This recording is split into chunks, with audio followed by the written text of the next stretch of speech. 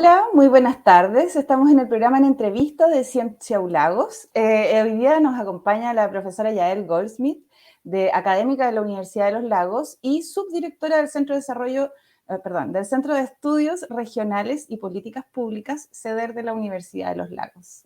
Muy buenas tardes, Yael, ¿cómo estás? Hola, muchas gracias por la invitación. Muy bien, ¿tú cómo estás?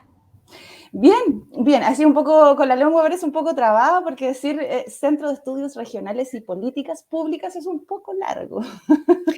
Es un montón, pero ceder, podemos decir ceder que es más simple. Establezcamos CEDER de ahora en adelante, entonces todos los que nos están viendo ya saben de qué estamos hablando. Uno de nuestros centros de investigación en la Universidad de los Lagos, uno de los más importantes en ciencias sociales y otras áreas. Así es que ahí un saludo para todos los colegas de CEDER que van a estar mirando esta entrevista. Yael, entremos en materia. Cuéntanos un poco cómo llegaste, cuál ha sido la trayectoria que tú has tenido desde tu pregrado. ¿Dónde estudiaste? ¿En qué ciudad? ¿Quiénes fueron tus profesores? ¿Qué estudié? ¿De qué ciudades? Ya. A ver, comencé en la Universidad de Chile, que era donde para mí tenía que comenzar en ese momento, eh, con bachillerato, que yo fui de la segunda generación, ahí se me cae el carnet, de que existía eso, porque yo ya sabía de alguna forma que me interesaba algo muy amplio, como en ciencias sociales en general. Así que partí por ahí y fue una experiencia maravillosa, intensa, intenso el encuentro, la politización, el conocer a gente distinta, En Juan todo lo Gómez que Milla. Juan en Juan Gómez Gómez Milla. Milla, en Juan Gómez Milla. A mí me pasó, yo crecí en una burbuja de izquierda, entonces nunca en mi vida había conocido a una persona de derecha, entonces fue como toda una experiencia, como, tampoco es que hayan tantos en la Universidad de Chile, pero fue una experiencia así interesante en todos los sentidos. La diversidad de todas las izquierdas, además. Bueno, sí, claro, eso también. ¿Y tú creciste en Eh, Santiago, Yael? ¿Eres santiaguina en origen? ¿O te fuiste a estudiar a Juan Gómez Milla? En ese momento estaba viviendo en Santiago. Yo nací en Estados Unidos y estuve en Estados Unidos hasta el 87, 89 por ahí, en que nos retornamos con mi familia a Chile. Así que Estabas en Santiago. y en Santiago, sí, en Santiago, absolutamente. Buenísimo. Así que estaba entre esos dos lugares. Y Así. después me fui a dar un viaje por el mundo y en vez de dar el viaje por el mundo, iba a ir a India y a no sé dónde, y en vez terminé en Texas, Ya. estudiando filosofía. Que de hecho, en la Universidad de Texas en Austin es un lugar increíble, o sea, es una universidad pública gigantesca, maravillosa, que con un departamento de estudios latinoamericanos riquísimo, con mucha interdisciplinaridad en las ciencias sociales, hay un montón de ideas y personas muy, muy, muy motivantes que se juntan ahí. Y terminé ahí haciendo la licenciatura en filosofía de todas las cosas, pero también desde ya como con una patita en estudios latinoamericanos, muy, muy interesada hacia esos lados. ¿Y cómo es que en la Universidad de Texas, porque ya me imagino esta relación geográfica, pero estamos viendo toda esta actualidad de lo que está pasando en Texas con este apretón conservador, ¿no es cierto? ¿Cómo es que tienes estos estudios latinoamericanos tan desarrollados en una sociedad tan conservadora?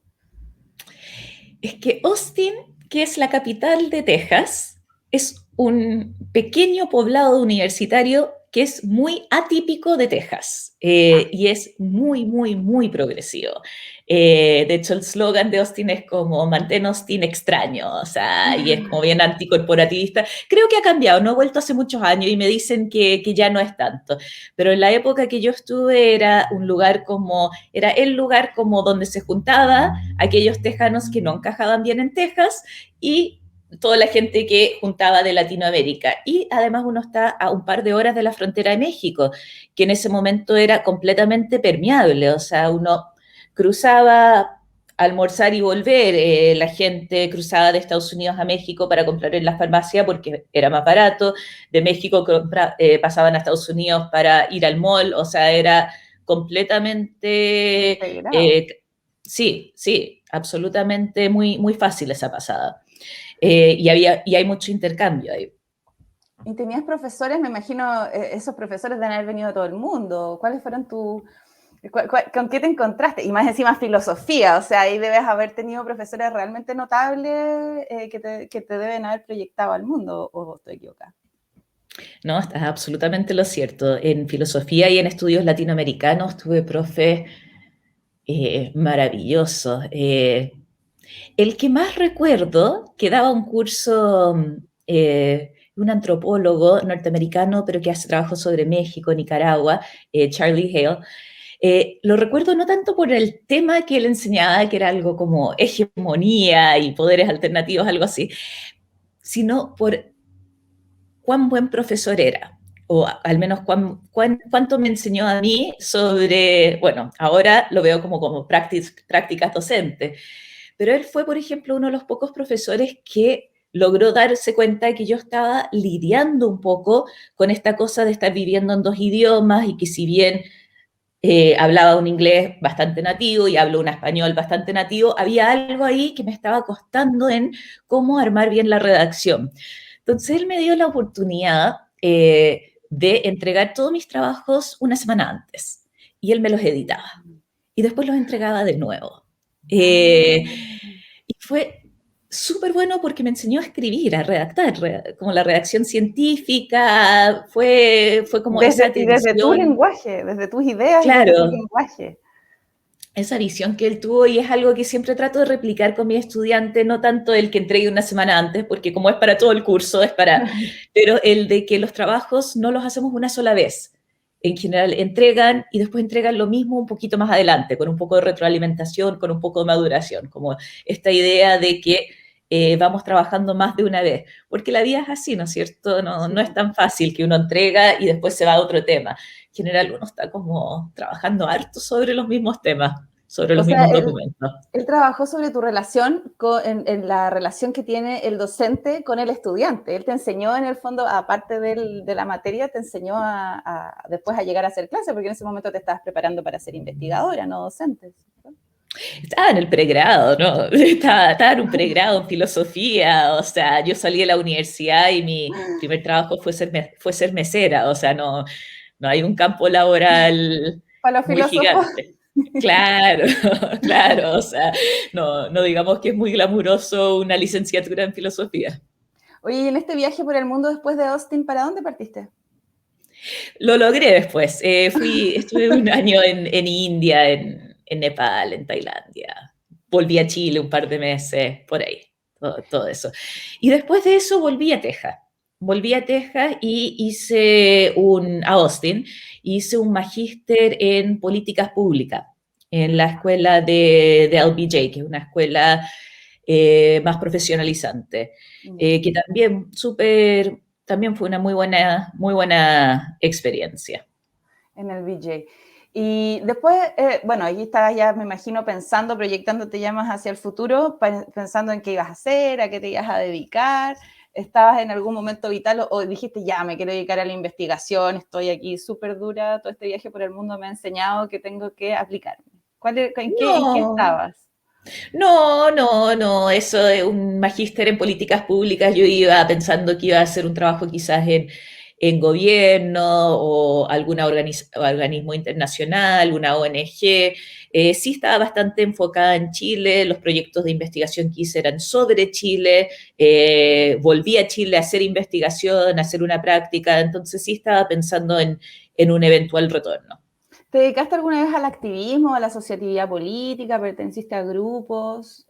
¿Tuviste o tienes, quizás la tienes actualmente, esa participación? Estoy pensando en los años Sí. universitarios, pero también puede ser hoy día. Ah, bueno, sí, sí, sí, sí. Activista, siempre. O sea, sí, yo soy feminista desde que estaba en el pregrado y participó activamente en momentos y encuentros feministas. Soy de la que va a las marchas del 8M desde que nos saludábamos de nombre. Toda la gente que estábamos en la marcha, así como, hola, Entramos en tanto, la tanto, plaza. o sea, así de poquita éramos, claro. Así que sí, y en otros temas también, y en otros temas Ya, también. ese es tu tema de activismo principal, por así decirlo. Es uno de ellos, pero es el que ha sido más constante. Que estaba en ese, Es el que ha sido constantemente necesario. efectivamente. Y me imagino que también lo pudiste contrastar y ver otras realidades en tus viajes. Estoy pensando en la India, también con sus indicadores y todo. Entonces me imagino que también llegaste con más urgencia de vuelta a prepararte. ¿Qué viste? Sí, ¿Cómo viste a las mujeres en el mundo? sí. eh, Más o menos. mira, yo diría que son más bien experiencias acá en Chile y del activismo y del mundo académico mismo el que me han activado más como feminista. Yo recuerdo, por ejemplo, estando en una clase de pregrado con otro de estos profesores así maravillosos que tuve, una clase de demografía, un profesor que se llamaba Joseph Pottery, que es así increíble. Y en un momento miró la clase y dijo, bueno, ¿quién de acá se define como feminista? Y solamente levantó la mano una estudiante y se puso a explicar, bueno, yo soy feminista, pero una mujer no podría ser presidenta porque, por ejemplo, ¿cómo iba a ser presidenta en esos días y una cosa así refiriéndose a la menstruación? Y recuerdo que la miré y como que fue un clic muy rápido y levanté la mano. No, no, no, yo soy feminista. O sea, Ah, separemos las cosas. no, y como no sabía que tenía que definirme desde ahí, pero vamos. Y después me pasó también como en mi trayectoria académica, que cambiando un poquito de tema, que cuando empecé a presentar en congreso, cuando ya estaba a nivel de magíster, hice un trabajo que era sobre descentralización. Y era sobre descentralización y desilusión de jóvenes y participación política, esos eran los ejes. Y había trabajado en un ministerio y había hecho entrevistas a la gente que trabaja en el ministerio y también había trabajado en una ONG y hice entrevistas por ahí. Estaba como contrastando esas dos visiones. Y presenté en un congreso internacional y me pusieron una mesa de género. Y yo Yeah. no entendí por qué. No me pusieron una mesa de descentralización. Me quedé como, ¿qué pasa? No es mi tema. Claro, ningún problema, pero ¿por qué? Y era porque el ministerio que yo había ocupado era el Ministerio de la Mujer, el CERNAM en esa época. Y la ONG era una ONG que trabajaba con CERNAM, una ONG feminista. Sin embargo, eso no era el tema. Y dije, ¿y los cientistas políticos? Yo soy cientista político después. Básicamente, antiguamente solamente estudiaban a hombres, sin embargo, nunca se les ponía en un panel de masculinidades. Cuando estudiaban partidos políticos y los políticos, y era básicamente estudios de hombre sobre hombre. Sin embargo, a nadie se le ocurría que ellos debiesen estar en un panel de masculinidades. Entonces, recuerdo como esa sensación de extrañeza y después un poco curiosidad, ya, a ver, ¿de qué se trata eso? Entonces me puse a tomar un par de cursos que Texas era maravilloso, al ser una universidad tan grande, habían como profes bien así de altos departamentos sobre género y estudios de género y me encantó, me pareció súper interesante. Y entonces ya lo incorporé también a mi trabajo académico de una forma mucho más intencionada y con muchos más argumentos teóricos y argumentos desde la metodología y eso. Y ahí te dan ganas de volver a esa clase y decir, yo soy feminista porque bla, bla, bla. Es que ya en ese momento, no recuerdo si lo dije o no, pero levanté la mano, ya lo tuve claro muy rápido, o sea, Sí, probablemente lo po. tenía claro de antes, no Ahí sé, era joven, surgió no una sé por qué no necesidad, levanté la mano antes, pero surgió una fue, necesidad, sí. Qué claro, lindo. fue esta palabra la tenemos que reivindicar, o sea, esta palabra no se puede quedar con ese significado tan de sí, pero, no. Claro. Ese parcialismo de subordinación al final, es siempre asumir la subordinación.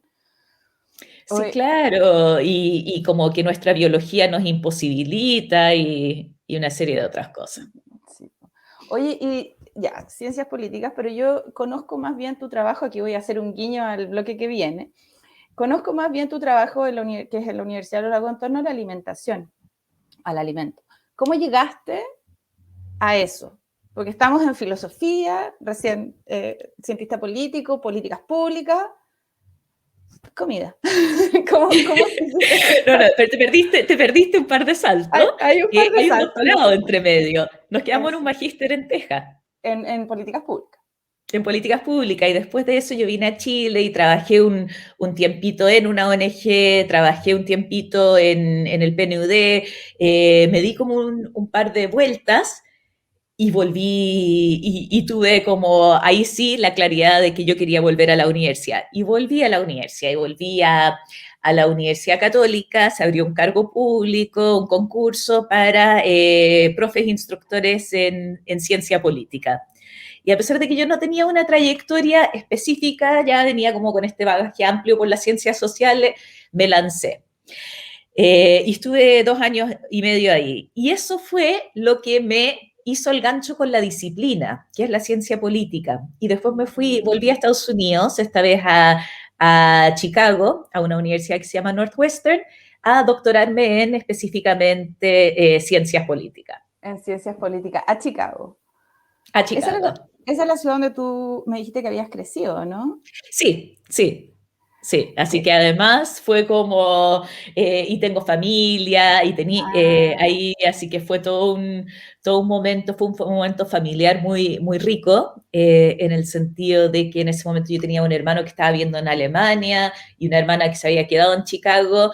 Y mis papás estaban en Chile, se fueron también a Chicago y como que nos juntamos todo el familiongo con todos los, yo todavía no tenía hijos propios, pero todos los sobrinos y armamos como, y nos pusimos a vivir todos muy cerca, en la misma, como concentrados en la en un misma barrio. parte de la ciudad. Claro, entonces nos encontrábamos en el supermercado, nos encontrábamos, o sea, iba a un semáforo y veía a uno de mis sobrinos manejando, a mi hermano, o sea, era muy entretenido.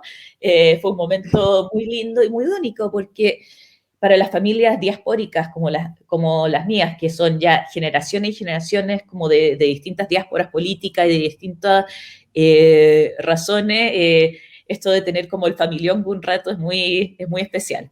Y que eso es muy Eh, importante mientras haces un doctorado, por el desgaste y la exigencia de un doctorado. Yo conozco gente que está beca Chile haciéndolo solo y están arrastrando, terminan el doctorado casi como si vinieran de la guerra. es que el doctorado es muy rudo, es muy rudo, y es muy rudo para el ego. Hay mucha gente no mucha gente, yo creo que a la mayoría les pasa que empiezan a ver en ese trabajo y en la aprobación de sus tutores su propia identidad y ego en juego y quieren hacer un aporte súper único a la disciplina, y realmente es muy complejo. Creo que es un momento realmente difícil.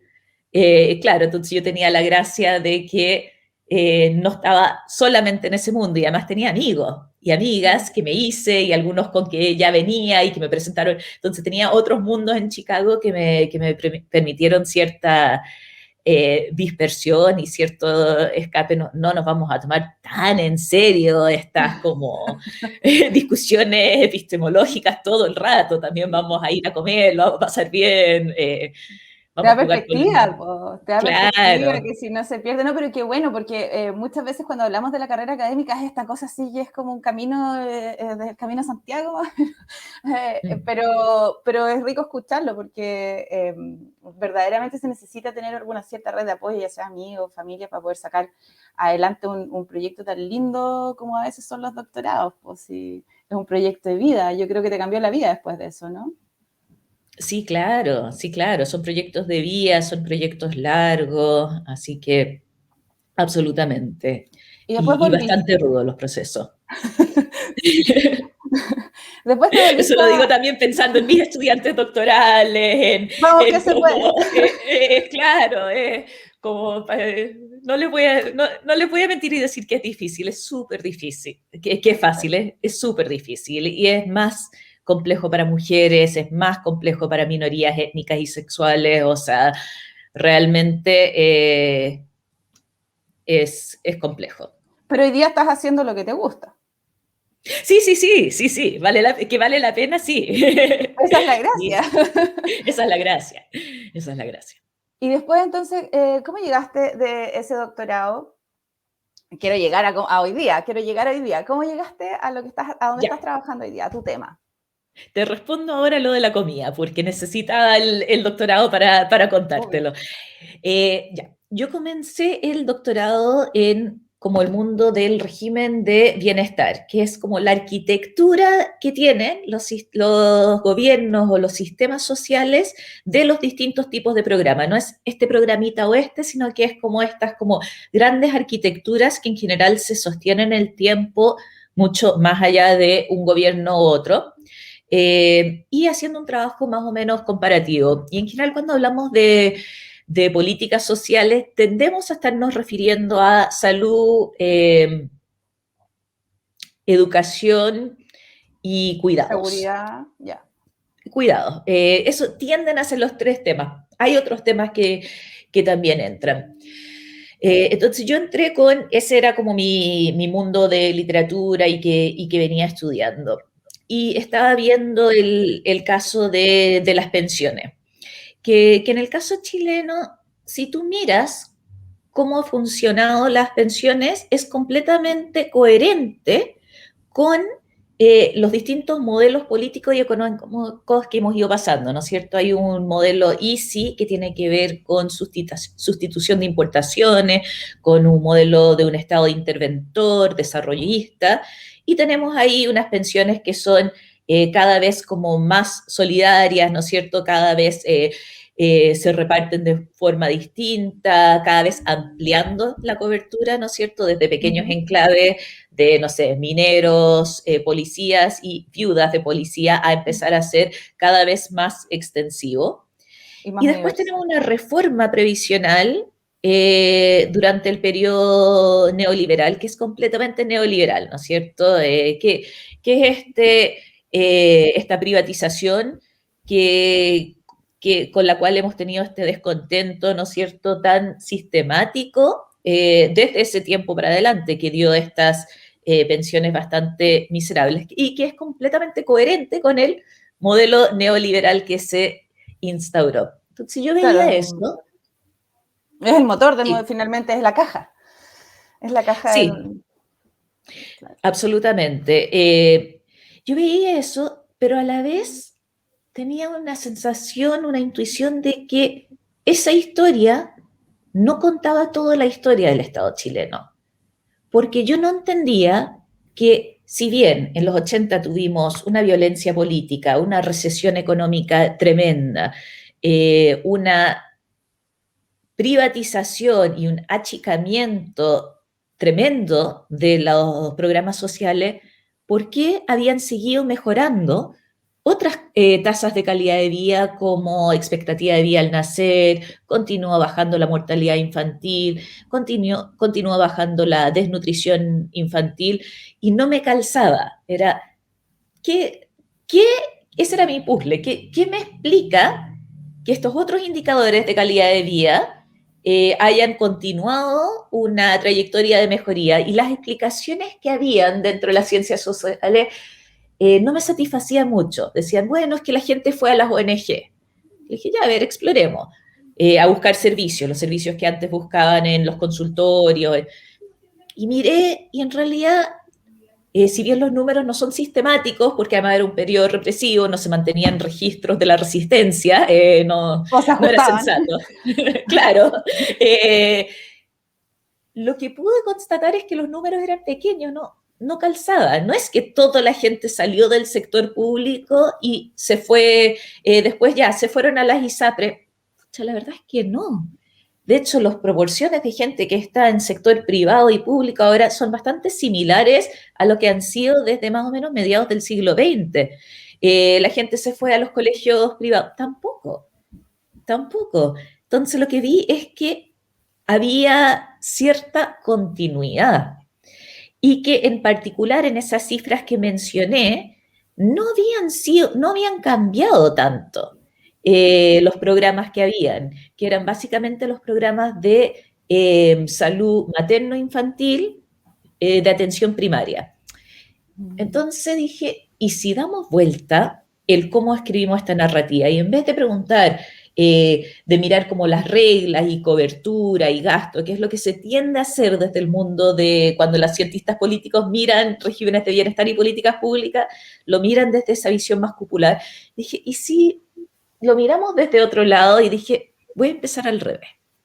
Y empecé a trabajar en consultorios. Dije, bueno, existen estos consultorios que todavía están en los barrios, y elegí un par de consultorios que estaban ahí desde mediados del siglo XX hasta ahora, más o menos en el mismo lugar, y me metí a hablar con todo el mundo, toda la gente que pude. O sea, estuve 2 años metida en el mundo de los consultorios, y una vez que ya había hablado con todo el mundo y había entrevistado a absolutamente todo el mundo, las trabajadoras jubiladas, quienes estaban presentes, era parte del club de adultos mayores de ejercicio, y hacía ejercicios con los viejitos, iba a las reuniones del consejo, participaba, ayudaba en las encuestas. Después de todo esto, empecé a entrevistar a las familias, y a las familias que habían usado el consultorio, ojalá como multigeneracional. Entonces me iba a la casa de familias cercanas al consultorio, y trataba de que en esa entrevista estuviese la bisabuela, la abuela, la mamá y la mamá joven, y que me contasen sus distintas experiencias de participar en estos programas de salud materno-infantil. Juntas, además era muy linda la entrevista. Claro.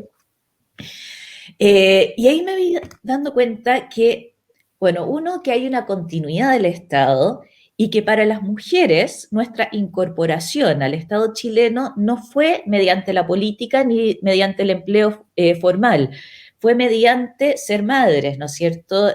Muchas veces la primera experiencia es en el parto hospitalario o en el cuidado después durante el embarazo, es esta experiencia del consultorio, y que mucho nuestra ciudadanía fue construida en base a esa ser madre, y después politizado de esa forma. Tanto así que yo diría que ningún gobierno se atrevió mucho a tocar eso. Por un lado, hay una ideología maternalista muy fuerte en Chile, que tiene cosas positivas y negativas, si es que lo queremos poner en términos normativos, pero que hubo bastante continuidad. O sea, incluso entre los gobiernos de Allende y de Pinochet, hay bastante continuidad, tanto en sus discursos maternalistas, sus discursos sobre mujeres no son radicalmente distintos, y sus programas para mujeres y niños tampoco. Claro. Y están enfocados en estos programas que también tienen esta parte de salud. Es como una comunidad también, porque las funcionarias de salud en general son mujeres. Las funcionarias de los SPAM o de los consultorios en general son, te ve la matrona, no te ve el doctor, ¿no es cierto? Tienes otra... Se ve la matrona, la enfermera, la nutricionista. Es un mundo, el mundo de los consultorios, hay mujeres, hay niños y hay personas de tercera edad.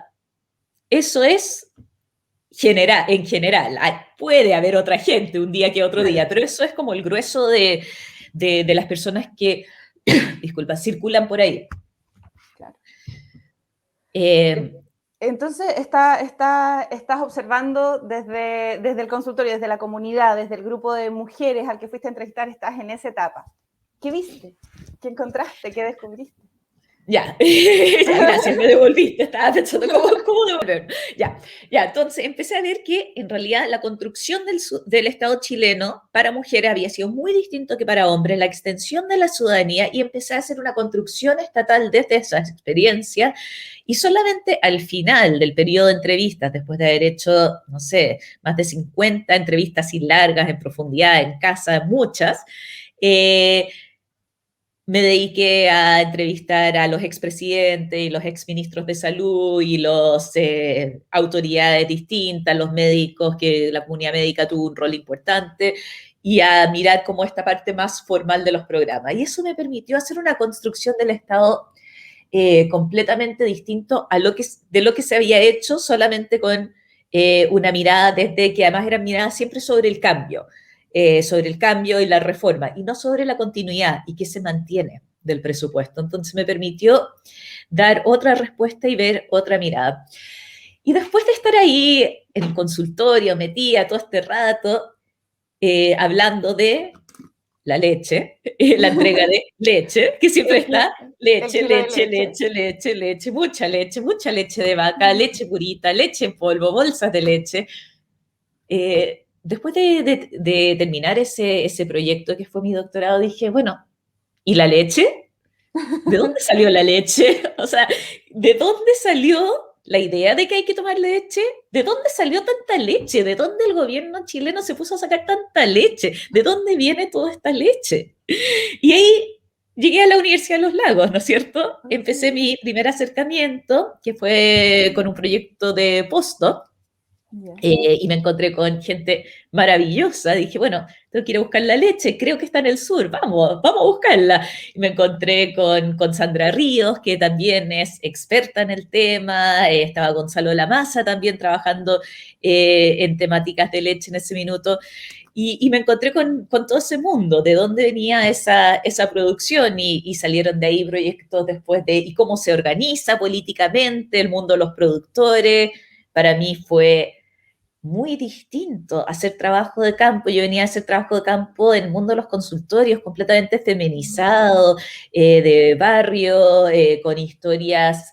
eh, De fragilidad, de vulnerabilidad, ¿o no? Porque Mira, una parte sí y una parte no, porque yo elegí en general barrios donde yo podía capturar 3, 4 generaciones. Entonces en general eran historias de movilidad social, eran historias donde la primera generación, la de más edad que entrevisté, había participado en una toma, había llegado a la ciudad desde el campo, ha sido parte de esa como gran migración de los años 50 y 60, pero ya los nietos eran universitarios. Entonces eso era más o menos la historia, pero era esa historia de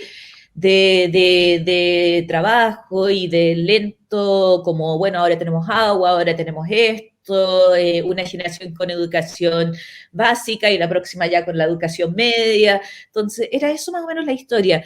Pero el mundo de los lecheros era otro, ¿no es cierto? Era un mundo muy masculinizado, de mucho patrimonio, no necesariamente liquidez, pero mucho patrimonio, era rural. Cuando decía trabajo de campo, tuve Te que comprarme veían con botas la de pala. goma.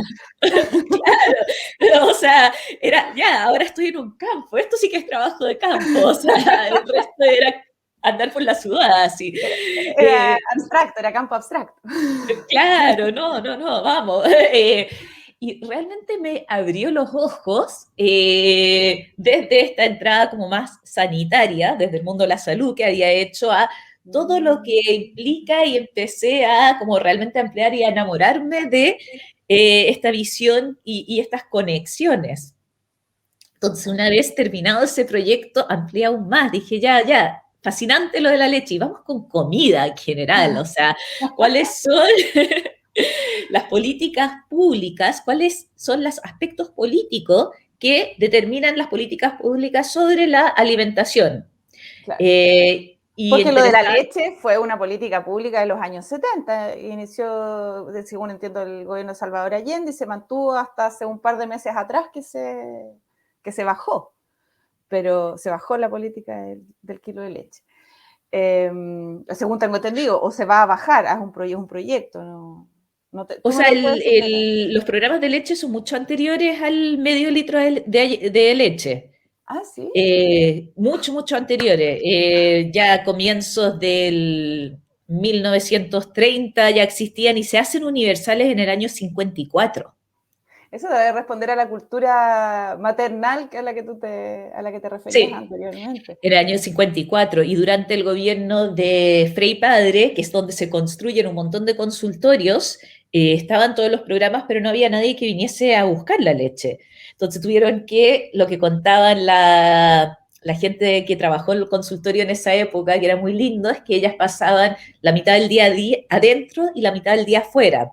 Y afuera iban casa por casa tocando la puerta, y creando vínculos de confianza. Y eran mujeres con mujeres. tocaban la puerta, hola, yo soy fulanita, trabajo en el consultorio, ¿puedo pasar?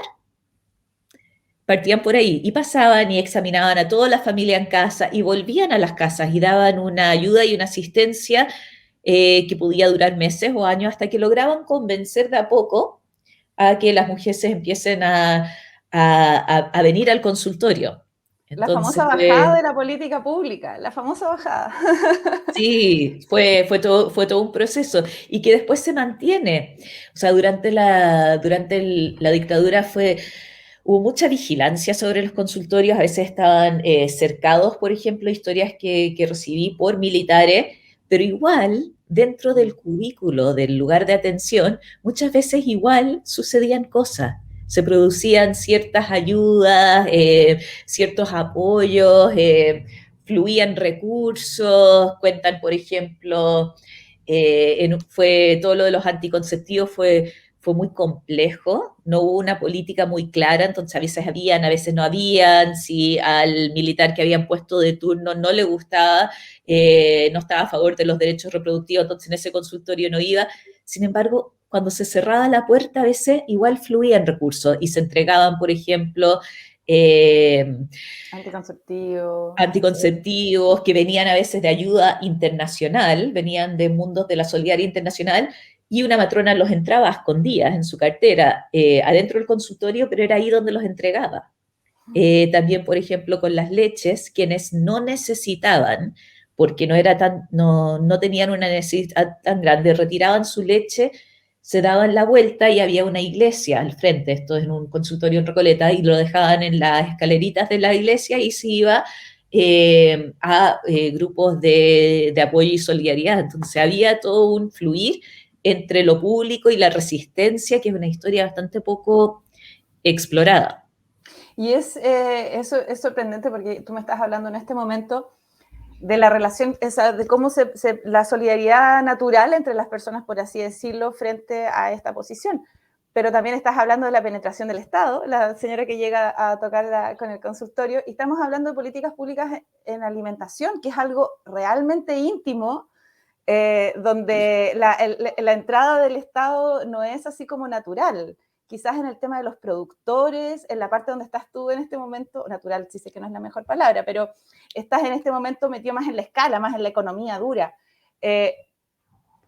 ¿Cómo relacionamos esta cosa que está como más dura, ¿no es cierto? Tú me estás hablando de producción lechera, de andar con la pala en el campo, más o menos, con este momento. No sé si fui tan útil con una pala, Por fue lo más menos para útil con la apoyarse. pluma. Me estás hablando de esto, me estás hablando de políticas duras, de hablar con expresidentes, ¿no es cierto? Y ahora estamos tocándole la puerta de la casa a la señora en un momento difícil, pero que todavía es algo que sucede. En el campo tú todavía tienes la ronda médica, que va y que es la persona del consultorio la que sabe los problemas de salud de toda esa familia, generación tras generación, y llevan las estadísticas y todo lo demás. Entonces, no es que eso esté aislado en un espacio-tiempo pasado, es algo que todavía sucede. Entonces, ¿cómo tú te insertas en estos dos mundos que sí son reconciliables, pero que tú me estás hablando de una sensibilidad especial respecto de las personas? Entonces, explícame, ¿cómo llegamos? ¿Cómo juntamos estas dos cosas? Es que todo eso son estados. El estado tiene múltiples capas y no todas son ordenaditas, entran en choque, ¿no es cierto?, una con otra. Está lleno de contradicciones. Los burócratas, ¿no es cierto?, no son seres detrás de un escritorio que no piensan y que ejecutan órdenes. Tampoco son necesariamente, obviamente los hay, corruptos y buscando plata o poder político. Algunos son personas súper solidarias que están buscando, ¿no es cierto?, algún bien. Algunas son súper normativas. También hay todo juicio ahora. El tema que tenemos en nutricional más, el desafío más grande es la desnutrición o la mala nutrición por abundancia, es decir, la obesidad. Y también ahora en los consultorios uno se encuentra con discursos súper normativos, súper difíciles, que también aparecen y que también está en ese contacto cotidiano que tenemos entre Estado y personas, también aparece. para que no sea tan romántica la visión que estamos dando. Y también hay relaciones, ¿no es cierto?, entre los productores y el Estado, y que también son personas vinculándose, entonces... Acá en el sur tenemos, es nuestro tema. Yo estoy en Osorno en este momento, ya él está en Santiago, ¿no es cierto? Sí, estoy en el CEDER Santiago. Claro, entonces para nosotros es un tema muy presente, me levanta, tengo en este momento muchas dudas, pero quiero proyectarlo hacia el futuro. Me parece que tenemos que sentarnos en la actualidad ahora, así que vamos a hacer una breve pausa, vamos a conocer un poquito lo que está sucediendo en otras áreas de la ciencia en un par de minutos y volvemos ya, ¿te parece? Súper. Súper, vamos.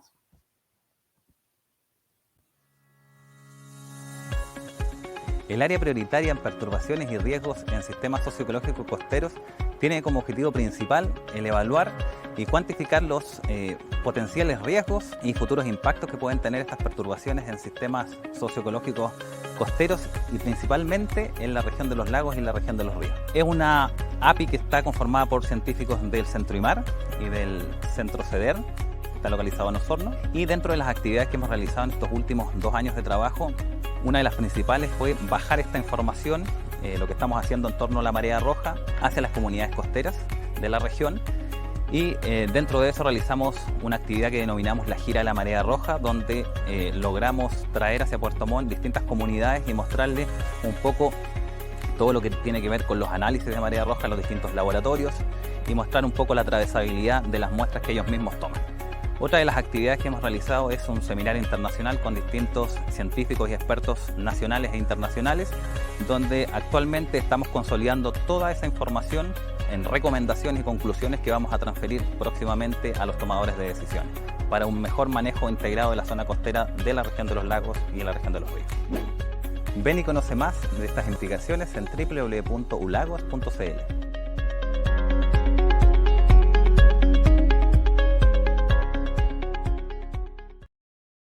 El API 3 de nuestra universidad, titulada Sistema Agroalimentario Sustentable, Cambio Climático y Biodiversidad, tiene por objetivo poder hacer una contribución importante para la región en un sentido de preservar, por un lado, la rica biodiversidad que tiene la región de los lagos y, por otro, poder aprovechar esta misma biodiversidad mediante herramientas biotecnológicas que permitan generar soluciones para el sistema agroproductivo regional, para enfrentar y adaptarse a estas condiciones ambientales desfavorables que sin duda van a estar afectando a la región de los lagos y a todo nuestro territorio durante los próximos años. Nuestra área prioritaria está conformada por un equipo multidisciplinario de investigadores pertenecientes a los departamentos de Ciencias Biológicas, departamentos de Acuicultura y Recursos Agroalimentarios de la universidad, y que juntos intentamos poder desarrollar y ejecutar proyectos de investigación y de vincularnos con los principales actores del entorno productivo regional. Te invitamos a conocer estas y otras investigaciones en www.ulagos.cl.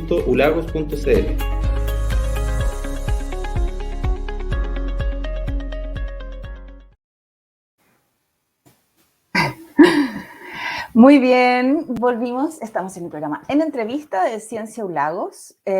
Acabamos de ver algo súper pertinente de lo que estábamos hablando, sobre un área prioritaria que tiene la Universidad de los Lagos, que es el sistema agroalimentario, que al final nos lleva de vuelta al tema que estamos conversando con Yael Goldsmith, que es alimentos o alimentación, que es su especialidad.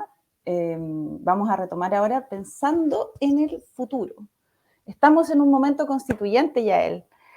Tú eres cientista política, eres especialista en políticas públicas, tienes un tremendo trabajo en terreno, conoces a las personas y sus problemas en esta materia. ¿Qué crees tú que debiera ser el primer tema o el paradigma sobre el que se debiese sentar esta nueva constitución en materia alimentaria? Ya, qué buen tema, porque creo que el tema de los derechos a la alimentación no ha estado suficientemente al centro de las conversaciones acerca de qué deben ir en esta nueva constitución y deberían estar. Son un derecho humano central y sobre la cual no hemos discutido suficiente sobre cuáles serían los contenidos que nos gustaría que tuviesen en un Chile futuro. Por el momento, lo que hemos tenido en Chile son algunos acuerdos como bastante minimalistas, de que derecho a alimentación es básicamente derecho a niños y niñas, y con derecho nos referimos a un colchón mínimo de calorías y proteínas. Sin embargo, lo que debiésemos apuntar es mucho más. Deberíamos apuntar a un derecho a alimentación para todos y todas, y un derecho a una alimentación que fuese producido de forma sustentable y culturalmente relevante, pertinente y rico. Y que tuviésemos real acceso a eso. Digo lo de rico porque es comer, ¿no es cierto? Debería ser... Es satisfactorio. Debería satisfacerse en distintos niveles, obvio. Claro. ¿Qué es la definición como del momento que ocupa Naciones Unidas hace un rato? Y eso implica un cambio sistémico tremendo. Implica una mirada hacia lo producido localmente, hacia las economías locales, implica un respeto a las preferencias de las personas, implica que nuestro colchón mínimo no tiene que ver con un consenso solamente para niños y niñas, sino que acá vamos a valorar, ¿no es cierto?, a toda la sociedad, a mujeres y hombres de igual forma, ¿no es cierto? También. Y adultos mayores. Adultos mayores, absolutamente. Sí, ahí tenemos un tema. Pero población vulnerable y no vulnerable económicamente. Esto es algo que como sociedad nos vamos a poner de acuerdo que es un mínimo. Y el mínimo no es solamente que haya suficiente comida, el mínimo es que sea comida saludable y producida de una forma que es sostenible para nuestro planeta. Que es algo alcanzable, porque entiendo que hay otras sociedades que quizás no se lo han propuesto como política pública, pero que funcionan un poco en ese sentido, ¿o no? Claro que sí, y sí se lo han propuesto de política pública, o sea, sí hay un acuerdo societal al respecto y todas las políticas públicas que tienen están encadenadas para que se cumpla de esa manera. Hay todo un entrenamiento temprano hacia temas que tienen que ver con eso, el cómo se alimentan en los colegios, cómo se preparan los alimentos en la casa, cómo se compran, cómo proveemos a nuestras ciudades y campos de comida, de dónde viene, qué privilegiamos, dónde van nuestros mejores productos, Ajá, y todo modos eso de producción. ¿Y cómo ves tú desde tu experiencia que se podría implementar en Chile con la cultura que nosotros tenemos? Algún tipo, no digo que lo definamos ahora, pero ¿cuáles podrían ser los mecanismos para implementar algún tipo de política pública que apuntara a un sistema de, ¿cómo se puede decir?, de bienestar alimentario? No sé cuál será el concepto. Me encanta bienestar alimentario. Mira, yo creo que lo primero es hacer el enunciado. Y el momento de hacer eso es ahora, este es un momento único. Y debiésemos hacer ese enunciado amplio, ambicioso, y eso nos va a permitir durante muchas décadas sucesivas ir apelando a una constitución que dice, porque el cómo se implementa va a ir cambiando de acuerdo a los tiempos, y las cuales políticas públicas vienen y se van y cómo se ajustan.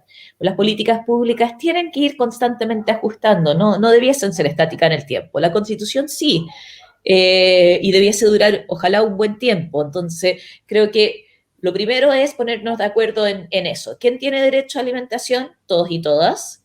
¿Basta con unas calorías? No. ¿O unas proteínas? No. No es eso lo que nos referimos a algo cultura que sea... sí. Entonces yo creo que ese es como nuestro primer punto. Y después de eso, yo creo que van a venir décadas y décadas de trabajo que van a ser lentos, pero van a permitir hacer estas como interpelaciones constantes, ir haciendo ajustes constantes para llegar eventualmente, va a haber por ejemplo, los pequeños y medianos agricultores trabajan en muy malas condiciones. A veces venden en condiciones bastante desfavorables, sin embargo, alimentan, ¿no es cierto?, son quienes proveen a las ferias. El 80% de nosotros compramos en ferias la fruta y la verdura, es más barato, es de mejor calidad, entonces vamos potenciando ese mundo y eventualmente va a haber una resignificación, ¿no es cierto?, van a mejorar también las condiciones para quienes producen, para quienes venden, ir de a poquito, cambiando un poquito las reglas del juego, desestabilizando esta idea de que la industria alimentaria, su único fin es el lucro, porque vivimos situaciones muy tensionadas, incluso muy irónicas. Las grandes multinacionales alimentarias son también quienes nos venden comida que es una comida que no es sana para nosotros, que nos engorda, que es adictiva, que es muy barata, demasiado barata, y que después nos venden dietas y comida de dieta, ¿no es cierto? Y libros de dieta, son los mismos dueños. Entonces, yo no sé, no me parece, Si hay creo alguna que vamos a hacerlo intención mejor. detrás, alguien lo habrá pensado. Claro, porque en el fondo es para ellos un tremendo negocio de que también nos sintamos mal. Te venden el Y problema y te venden la solución. te venden el problema, te venden el sentirte mal sobre el problema, el sentirte mal sobre tu cuerpo y después te venden soluciones que no funcionan y que no debiesen funcionar, porque si funcionarían, dejaríamos de consumirlo.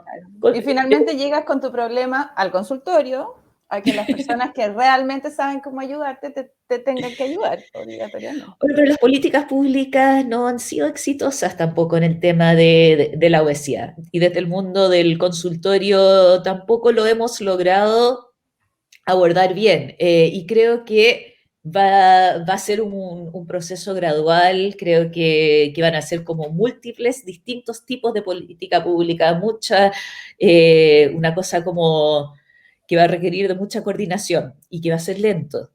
Tú con tus contactos en el mundo y con el trabajo que has hecho en el mundo político y con tu experiencia, ¿tú tienes en este momento algún contacto con la constituyente o como grupo de investigación o como grupos de trabajo? ¿Están teniendo alguna llegada o tenemos que construir eso? Y digo tenemos porque me sumo. A ver, tenemos un grupo de trabajo que es previo al momento constituyente, que es GEPA, el Grupo de Estudio Política Alimentaria, que es un grupo que comenzamos en octubre del 2018 y nos juntamos mensualmente a conversar de algún tema de política alimentaria muy ampliamente definido, y han venido agrónomos, economistas, sociólogos, antropólogos, nutricionistas, gente del mundo de la medicina, y conversamos y tenemos un diálogo muy rico. Y desde el 2020, bueno, son virtuales desde el 2020 nuestras reuniones, y además hablamos en general de la pandemia. Nos hemos hablado mucho de qué está pasando porque es un tema, la seguridad alimentaria ha sido muy fuerte todo lo que ha ocurrido, ¿no es cierto? Durante la pandemia. Hay muchas familias que ha bajado mucho su nivel de seguridad alimentaria, que o no tienen que comer, o lo que es aún más frecuente, están comiendo alimentos de peor calidad, tienen menos tiempo, están más estresados. Entonces tenemos varios problemas. Hay un aumento de hambre, pero también hay un aumento tremendo en cuanto a obesidad y a consumo de ultraprocesados, y que tiene que ver con el estrés, con la sobrecarga, con los precios, con lo accesible, con el nivel de ansiedad que ha generado la pandemia. Y también que la venta de alimentos se ha transformado en una fuente de ingresos, porque para muchas personas. Absolutamente, absolutamente. Entonces ahí conversamos estos temas, hemos tenido varias sesiones sobre proceso constituyente también, así que eso es uno de los mundos que se mueven. Vamos a tener que enviar esta entrevista entonces a nuestros representantes para que lo pongan en tabla, porque, bueno, si Chile tiene una tradición, lo que hemos hablado durante la entrevista, no sé si una tradición, pero por lo menos tiene esbozos, intentos, ha puesto energía en políticas públicas en esta materia, quizás simplemente corregirlas, mejorarlas, es parte de un impulso que viene de antes, no es no es una alienígena que viene a instalarse en nuestras políticas públicas. No, nada de extraterrestres acá. No, no es algo externo, no es una idea nueva, no es algo que nosotros podamos decir, sabes que tenemos que convencer a toda la escala del sistema público para introducir estos conceptos. No, no, es un tema que en teoría nos podemos poner de acuerdo, yo creo que fácilmente, y que ahora es el momento de hacerlo. Y es importante que estos temas lleguen a la Constitución. Ahora, ponerlos en práctica va a ser más difícil, porque hay poder por medio, y hay plata por medio, y hay intereses comerciales grandes de empresas chilenas y multinacionales, y no es tan fácil ese tema. Y por eso digo, ahora es el momento de armar el a qué vamos, cuál es nuestro consenso, y después empezar a trabajar día a día por mucho tiempo a tratar de acercarnos a ese lugar. En ese caso también el contexto global de crisis, tanto climática como migración, etcétera, todas las crisis que están sucediendo en este momento, hacen que no sea solamente nuestro momento constituyente, porque vamos a empezar a exigir mayor responsabilidad social a las empresas, a las corporaciones. Entonces quizás es un momento vital para meter la espinita, por así decirlo. ¿Sí, no? Yo creo. Bueno. Vamos a terminar, hoy llevamos 1 hora ya de entrevista, Yael. Eran 45 minutos, 1 hora, pero podríamos seguir eternamente. Me gustaría dejarte invitada, Yael, para otra oportunidad para que sigamos profundizando a medida que avanza el proceso constituyente, cuando estemos ya discutiendo en materia, para que podamos desmenuzarlo, ¿te parece? Me encantaría, con mucho gusto. Que tengas buen día, Natalia. Chao, chao. Igual, Yael, muchas gracias. Gracias a todos los que nos están mirando a través de ULAGOS TV, de USTV, el canal de las universidades del Estado de Chile. Este programa se llama En Entrevista con Ciencia ULAGOS. Esta es nuestra segunda temporada, así es que nos seguimos encontrando durante todo este mes de octubre, que es el mes de la ciencia en la Universidad de los Lagos. Así es que muchas gracias, Yael. Hasta la próxima oportunidad. Hasta la próxima. Chao, chao. Chao, chao.